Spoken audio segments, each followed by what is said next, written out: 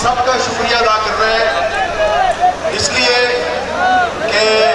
آج صبح ہماری جو کچھ خواتین کولیگز ہیں، جو خواتین صحافی ہیں، انہوں نے یہ شکایت کی تھی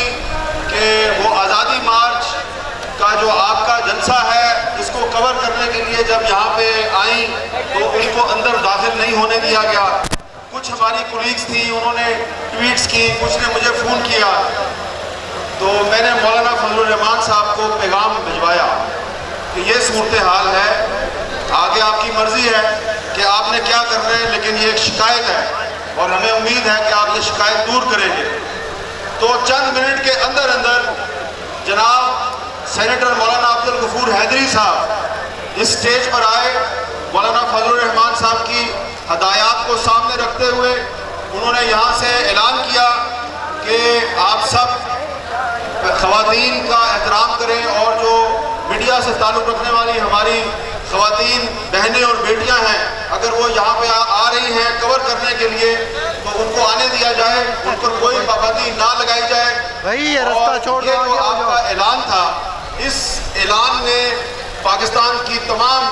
صحافی برادری کو مجبور کیا کہ ہم آپ کا یہاں پہ آ کے شکریہ ادا کریں۔ تو میں Pakistan federal union of journalist, Rawalpindi Islamabad union of journalist اور وہ تمام خواتین صحافی جو اس وقت اب آپ کے مجمع میں آ چکی ہیں، یہاں پہ اپنے کام کر رہی ہیں،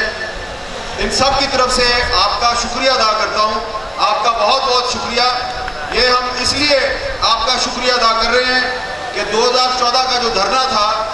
اس دھرنے میں خواتین صحافیوں پر کوئی پابندی عائد نہیں تھی، لیکن اس دھرنے میں ہماری بہت سی ایسی کولیگز تھیں جن کو لائیو پروگرام کے دوران ان کو پتھر مارے گئے، ان کو بوتلیں ماری گئیں۔ ہماری ایک جو کولیگ تھی ثنا مرزا، لائیو پروگرام کے دوران اس کو پتھر لگا کر رونا شروع ہو گئی، تو کسی نے اس کی شکایت نہیں سنی، کسی نے اس سے معافی تک نہیں مانگی۔ لیکن آج ہم نے آپ کو جب آپ اپنی ایک شکایت مولانا فضل الرحمان صاحب تک پہنچائی تو کچھ ہی دیر میں انہوں نے وہ شکایت دور کر دی۔ تو میں نے کہا کہ یہ 2014 کے دھرنے اور 2019 کے دھرنے کا فرق ہے، تو یہ فرق تو بیان کرنا چاہیے۔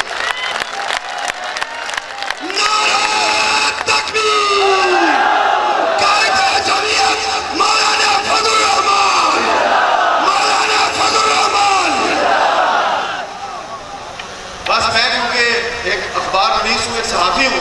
میں نے اتنی ہی بات کرنی تھی، کیونکہ آج کل پاکستان کی صحافت بہت سی پابندیوں کی زد میں ہے۔